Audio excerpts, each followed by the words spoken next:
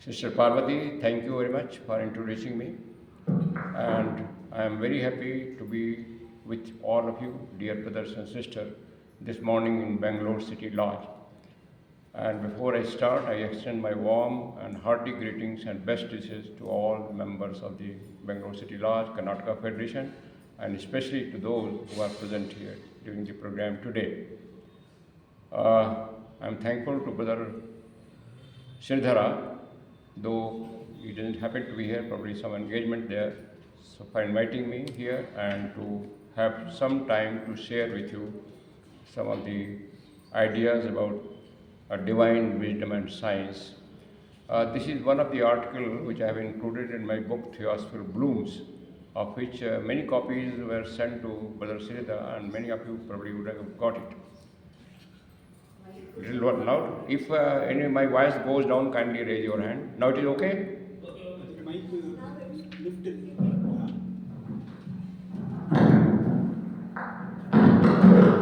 Okay? Right? Okay.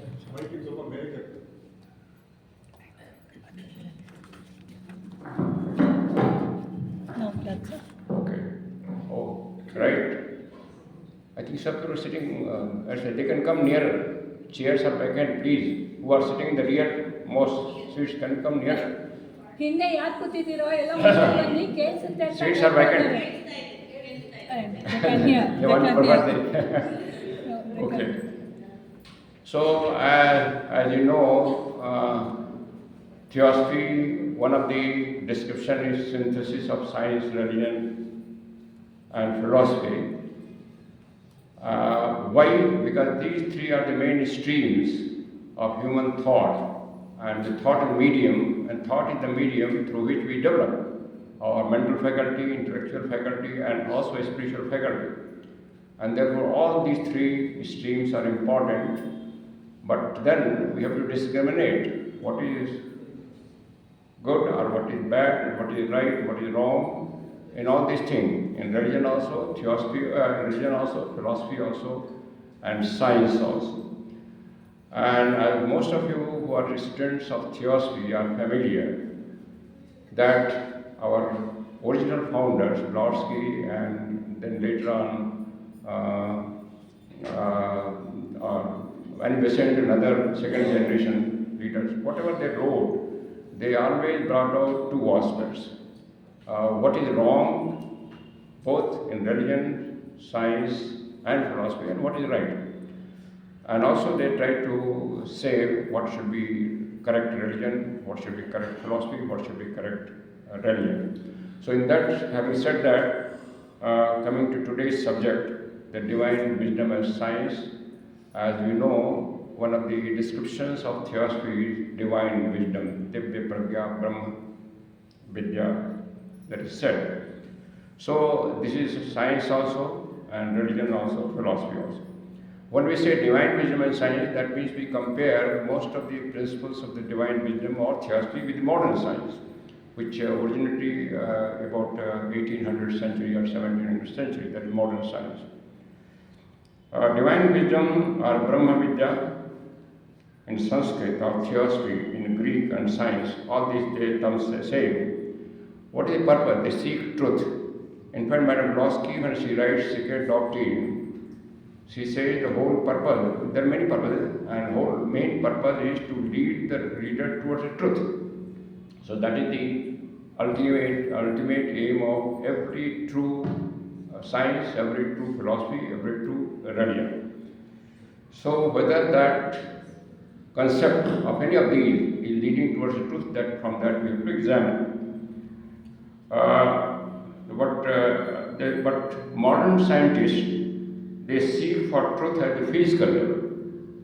The modern science, as you know, mostly they analyze at physical level, whereas the divine wisdom seeker is concerned through, especially with spirituality, and therefore seeks for the embracing truth of deeper or inner level as taught by religious mystics throughout the ages. The deeper truth is sometimes called as the ancient wisdom or the perennial philosophy. So first difference is modern science is investigating the physical world matters. There are a lot of things to be investigated. And divine wisdom investigates right from the source, what happens from the universal to particulars, and modern science investigates from the particular to the universal. Both are moving, science is moving upwards, and our divine wisdom is moving downwards to comprehend its knowledge. Divine wisdom, or that is also called gnosis, is nothing but the essential reality behind the transient appearance of objects in nature, the very soul of the manifested logos.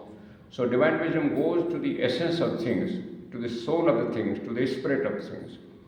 And modern science tries to understand the physical thing, physical formations. So in short, we can say that divine wisdom tries to study the life aspect, and modern science tries to the form aspect. They both are important. In ancient India and ancient Greece, both these approaches, or both these way of investigation, I welcome, were integrated, and they were taught in the same school. Our Gurukula, we have to run our rishis, and also in Greek philosophy, Pythagoras school, and all those things. Modern science and the spiritual science both were clubbed together. There was no separation. The acharyas or guru, they taught both things, and the disciples were also taught both things, worldly things also and spiritual things also. Because there is no clear separation between worldly things and spiritual things. Whole is integrated, and therefore whole has to be synchronized, and that is the purpose. But somehow it happened in mid-ages that both things separated, because of dogmatism in religious practices. There were certain dogmatic practices and superstitions came in the religion, which completely alienated the scientific research, and therefore two got separated, and at one time they got opposite to each other. But later on, again, trend has changed, and gradually all over the world since last 100 or 200 centuries, particularly since the Theosophical Society was formed, both the streams are again trying to come together. We see that. So we have to integrate all the knowledge, whether by science or by philosophy or by divine wisdom. Then only wholesome or holistic development of human being, unfoldment of the soul can occur. The scientific and mystical modes of search, though often seem to be contradictory, often they are contradiction, but if we go in deeper, we find it is supplementary. If we provide it, we keep our vision very sharp and try to discriminate what is real and what is unreal in both the things. That's why one physicist, there has been one physicist scientist, Fritjof Capra, he has said that science does not need mysticism. Modern science, most of the scientists, they do not bother about mysticism, they do not bother about spirituality, most of them. And mysticism does not need science. And many of our religious leaders, they condemn science altogether. That is also a wrong approach. But both are needed for wholesome development of human being, that we must be sure, as a student of theosophy. And therefore, many of the great scientists, for example, Isaac Newton, has been referred by Madame Blonsky in her writings in Secret of Distrust, and Albert Einstein, and Alvin Schrödinger, Paul and David Bohm. In their scientific pursuits, they saw the need of the spiritual things also, and therefore their scientific researches and findings, we'll see later on, are aligned to the spiritual concept, spiritual thing development. But modern science has certain limitations. Someone has said that science, that means modern science. Now, Brodsky makes a difference between ancient science and modern science. She has clearly brought out in Isis Unveiled and compared the ancient science and modern science, that most of the concepts of ancient science were correct and in line with the spiritual aspect. But modern science has deviated, because modern science has certain limitations. So someone has said that science is a body of knowledge, some of which is nearly certain, most of which is uncertain, and none of which is certain.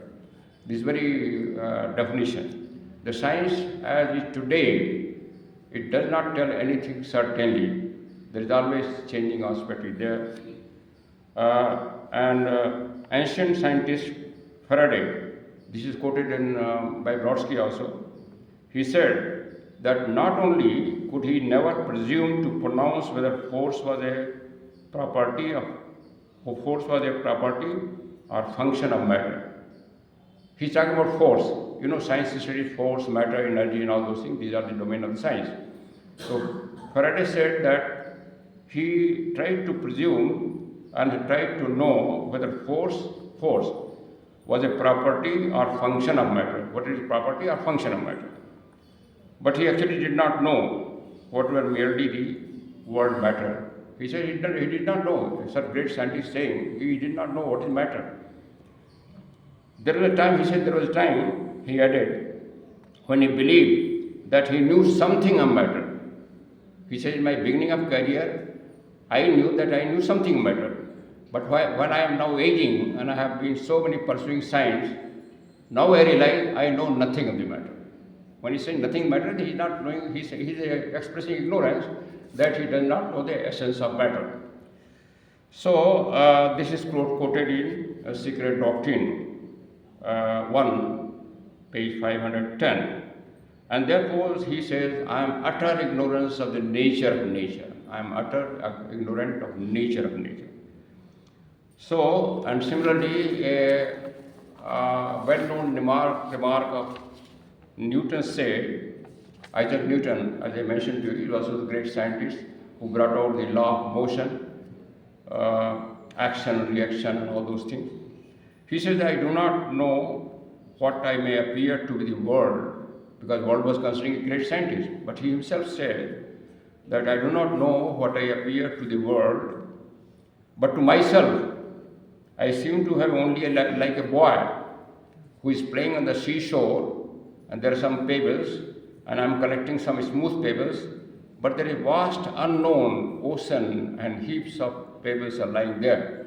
That means he is admitting in humbleness that such great scientist that I know very little of even physical world, very little of physical world, and like a boy who is ignorant of whole thing, he is also ignorant of whole thing. So even for the physical level of nature, these two great scientists said they do not know very little thing, or they are ignorant altogether. So Stephen Hawking, who was he died about 2 or 3 years before. He was paralyzed scientist, English scientist. He was moving always in wheelchair. Many of you must have seen his photograph. Just before his death, he said, modern science knows less than 5% of the whole knowledge. And this is in line with this, with theosophical, whatever knowledge given. As you know, in Theosophy, nature is described in 7 planes, Adi plane to physical plane. And each plane is divided into 7 subplanes. That means 49 subplanes. But there may be subplanes within subplanes. So out of 49 subplanes, modern science is investigating only the bottommost physical level. And physical level consists of solid, liquid, gas, and 4 levels of ether. And science investigates only solid, liquid, gas. So out of 49 sub-levels, only 3 levels science is trying to investigate. Even that is not complete. So that way, Stephen Hawking was nearer to this, that he says modern science knows less than 5% of the universe. So all this statement is not to condemn science, it is only to show that science is not the whole thing, and whatever is told, that is only a temporary thing, and we should not say that anything which science tells is final. That is the main purpose. It is not to condemn science. Science has got its utility. We cannot, in fact, our life has become comfortable with scientific investigations. So it is not to condemn the science, but only to realize that science is not complete, and whatever knowledge is there, that is not final. So there are certain differences in commonality between the approach of the science and divine wisdom. What is divine wisdom? What is theosophy? Many questions have arisen. One of the description is Divine wisdom is the accumulated ancient wisdom learned by sages through their supersensuous faculties, tested by them, other sages, similarly from age to age. Madame Blavatsky said the knowledge of the Theosophy is not something new, that must also say. In fact, this knowledge was given by the sages of fourth race, and the sages of fourth race got from the third root race. So it is coming out. And out of that, the sages of the fifth race, they did not accept that as it is. They tested with their supersensuous thing, that means a higher conscious level, and whatever they found